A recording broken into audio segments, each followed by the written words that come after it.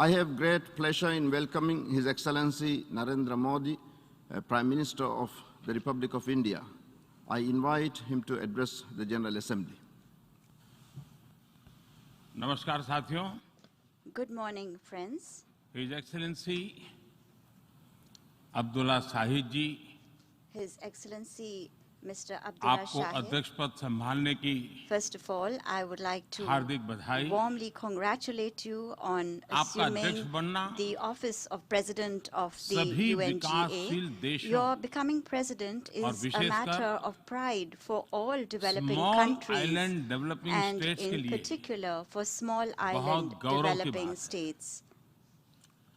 अध्यक्ष महोदय, Mr. President, गत 1.5 वर्ष से for the last 1.5 years, पूरा विश्व the world 100 has साल में been आई सबसे grappling with बड़ी the worst pandemic महामारी का it has सामना seen कर in 100 years. ऐसी भयंकर महामारी में I pay tribute जीवन to गंवाने all वाले those who have lost their lives सभी लोगों in को the deadly corona मैं pandemic, श्रद्धांजलि देता हूं और and परिवारों I के साथ express my condolences संवेदनाएं व्यक्त to करता हूं. their families. अध्यक्ष महोदय, Mr. President, मैं उस देश का I प्रतिनिधित्व कर रहा represent हूं a country जिसे that mother is of proud democracy का to be गौरव known हासिल. as the mother of democracy. लोकतंत्र की हमारी We have हजारों had वर्षों की a महान great परंपरा रही. tradition of democracy that goes back thousands of इस years. 15 अगस्त को On 15th of भारत ने August this year, अपनी आजादी के India entered 75वें the साल में प्रवेश 75th किया. year of its independence. हमारी विविधता Our diversity हमारे सशक्त लोकतंत्र is की the पहचान है. identity of our strong एक ऐसा democracy. देश It is a country जिसमें that has दर्जनों भाषाएं dozens हैं, of languages, सैकड़ों बोलियां हैं, hundreds of dialects, अलग अलग रहन सहन different खान पान. lifestyles and cuisines. ये vibrant This is democracy the का best example बेहतरीन of a उदाहरण है. vibrant democracy. ये भारत के लोकतंत्र की ताकत है. The strength of our एक democracy छोटा बच्चा is demonstrated जो by the कभी fact that a little एक boy रेलवे स्टेशन who के at टी one स्टॉल पर time used to help अपने his पिता father की मदद at करता his tea था, stall at the railway आज station is today चौथी बार addressing the भारत के United प्रधानमंत्री के Nations तौर पर General Assembly for the 4th time UNGA को as संबोधित Prime कर रहा Minister है. of India.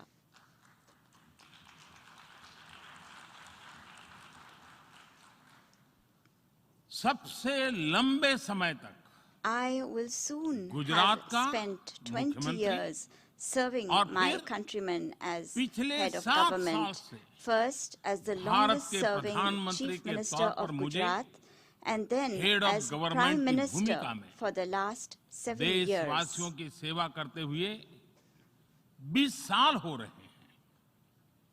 और And मैं अपने I अनुभव am से कह saying रहा this हूं, to you from my own Yes. experience.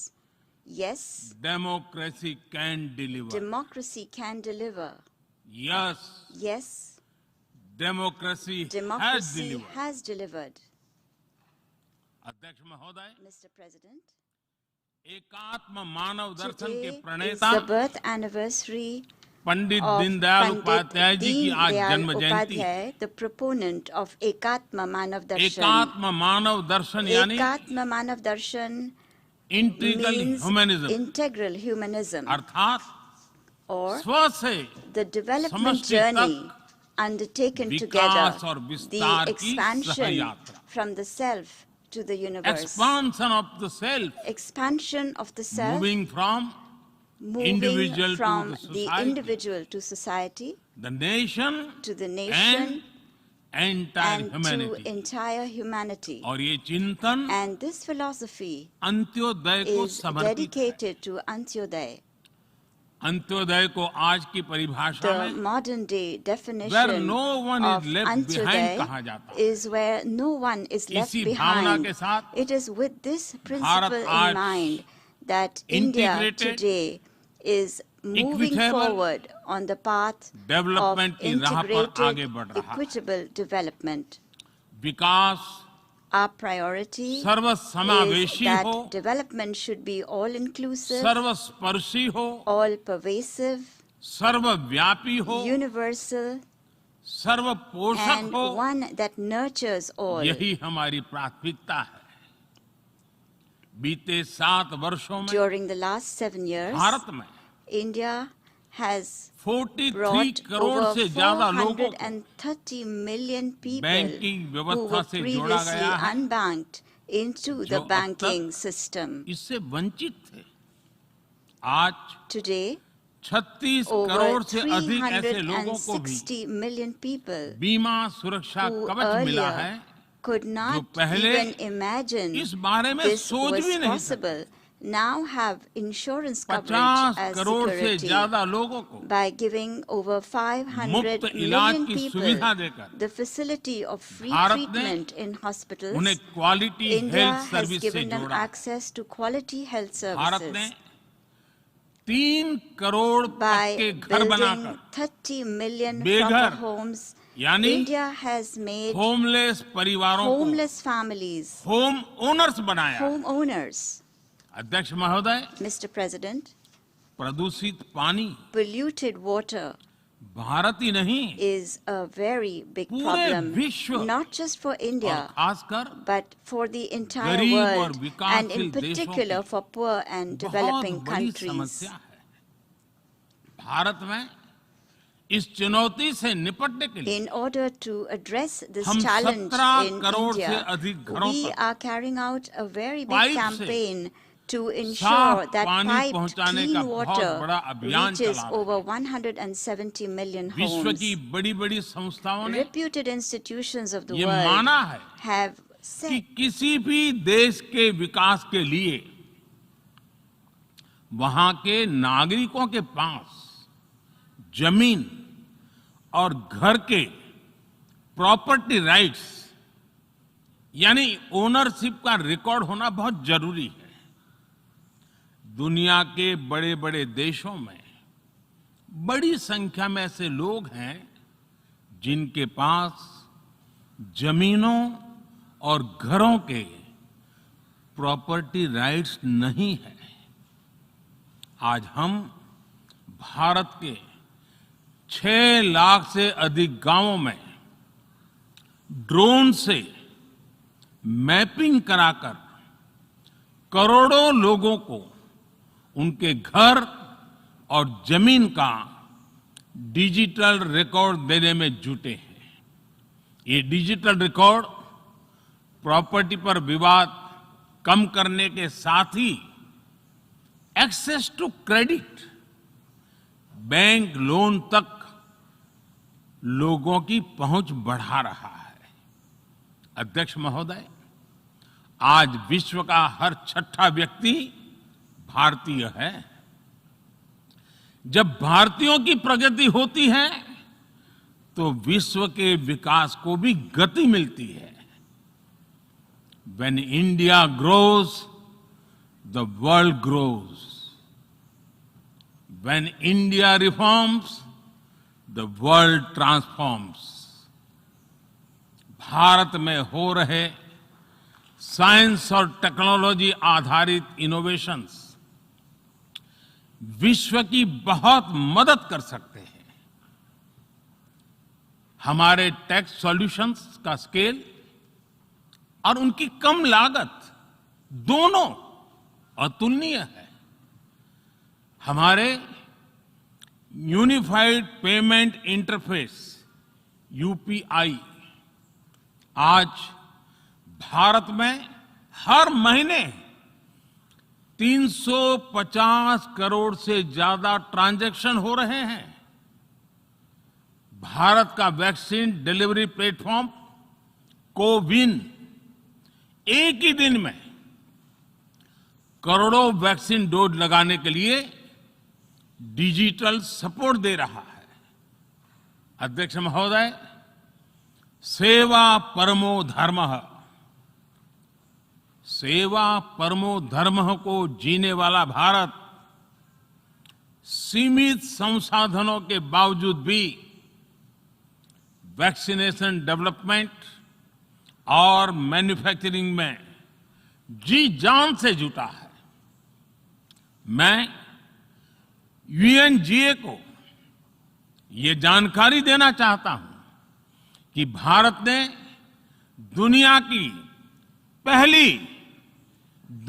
की पहली डीएनए वैक्सीन विकसित कर ली है, जिसे 12 साल की आयु से ज्यादा के सभी लोगों को लगाया जा सकता है। एक और mRNA वैक्सीन अपने डेवलपमेंट के आखिरी चरण में है। भारत के वैज्ञानिक कोरोना की एक नेजल वैक्सीन के निर्माण में भी जुटे हैं।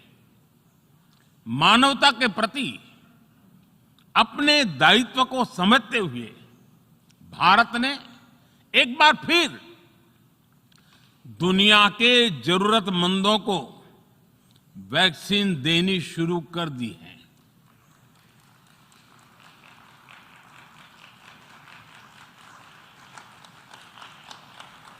मैं आज दुनिया भर के वैक्सीन मैन्युफैक्चरर्स को भी आमंत्रित करता हूं, कम make vaccine in India.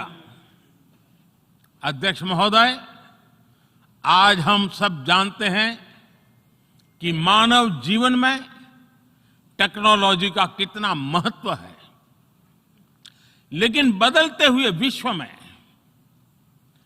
Technology with democratic values, ये सुनिश्चित करना भी आवश्यक है। भारतीय मूल के डॉक्टर्स, इनोवेटर्स, इंजीनियर्स, मैनेजर्स किसी भी देश में रहें, हमारे लोकतांत्रिक मूल्य उन्हें मानवता की सेवा में जुटे रहने की प्रेरणा देते रहते हैं। और ये हमने इस कोरोना काल में भी देखा है।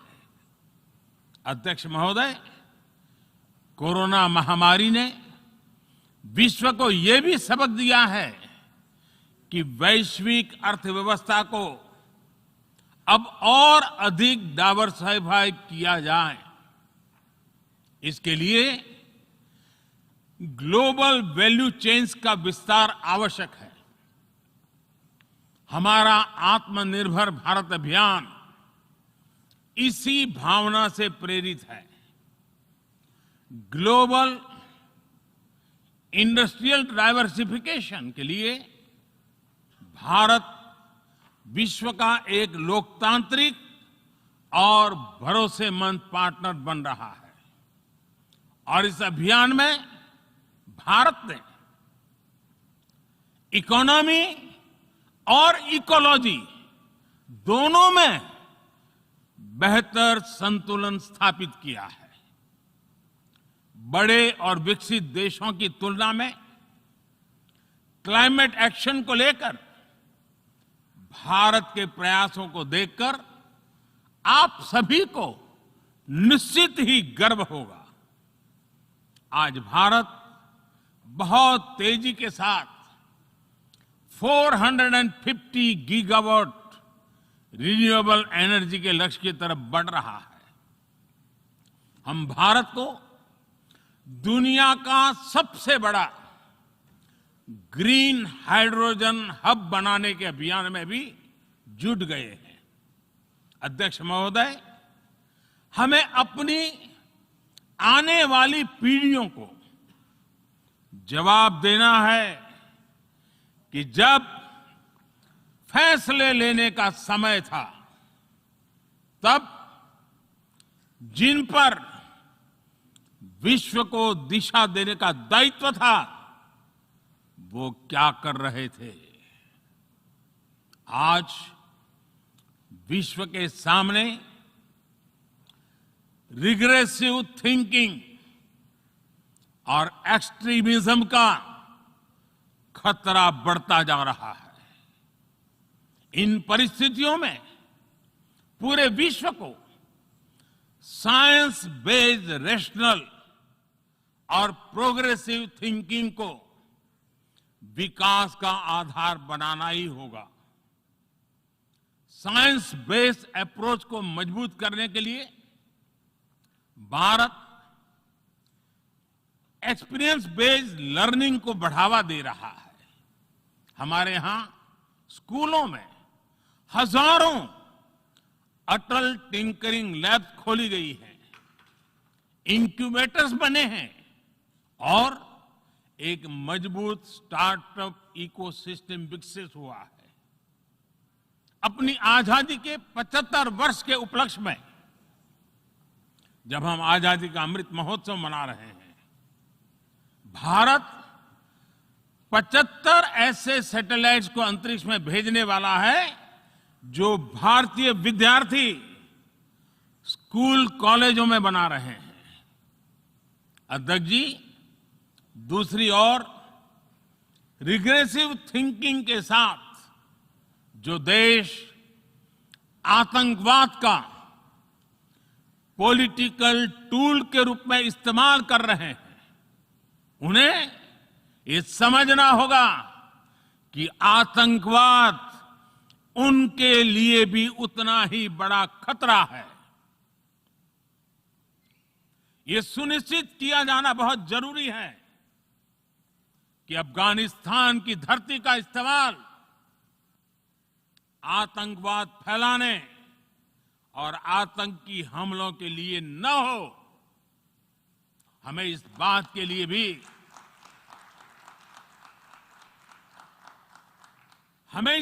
के लिए भी सतर्क रहना होगा कि वहां की नाजुक स्थितियों का कोई देश अपने स्वार्थ के लिए एक टूल की तरह इस्तेमाल करने की कोशिश न करें।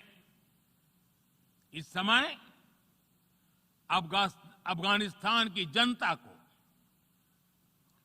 वहां की महिलाओं और बच्चों को, वहां की माइनॉरिटीज को मदद की जरूरत है और इसमें हमें अपना दायित्व निभाना ही होगा।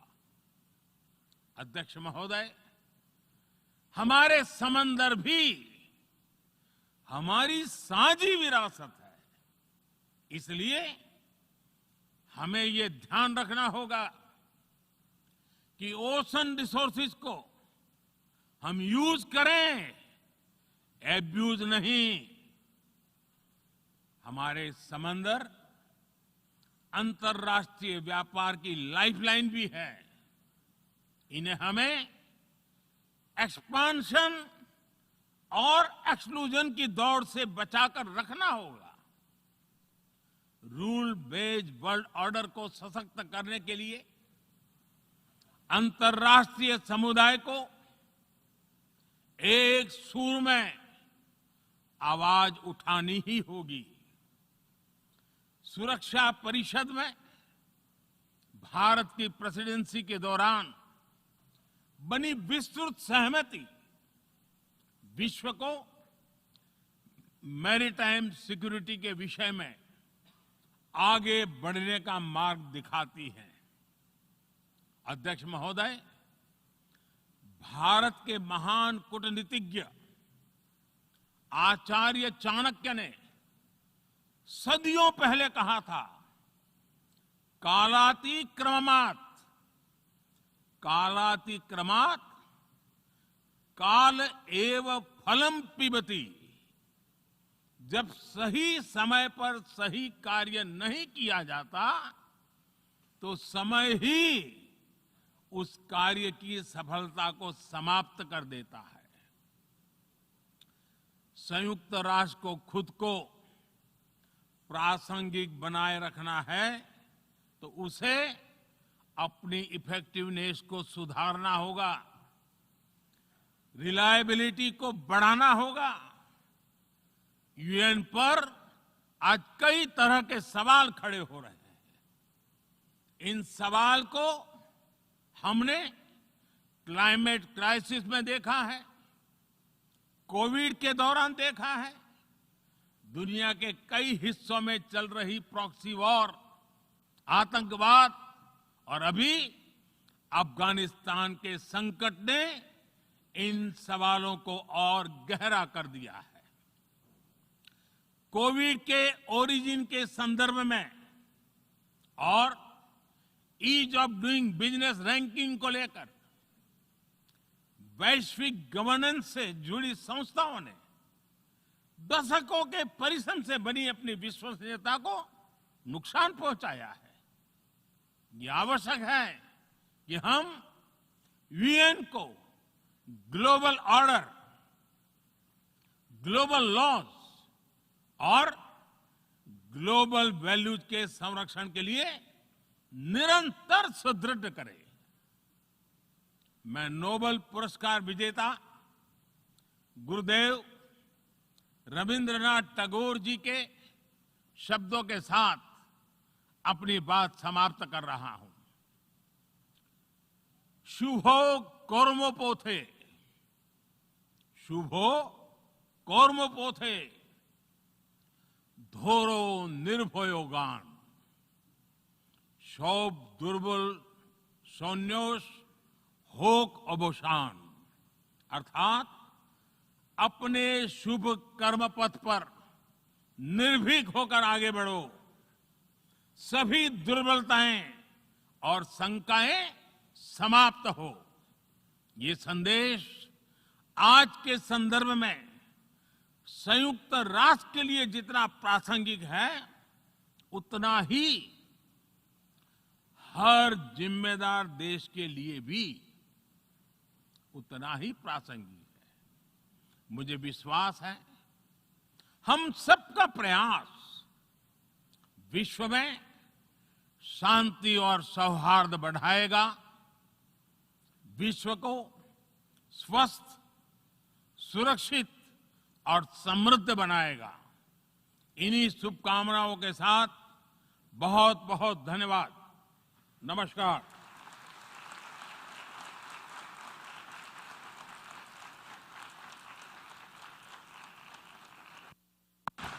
On behalf of the General Assembly, I wish to thank the Prime Minister of the Republic of India for the statement just made, and I request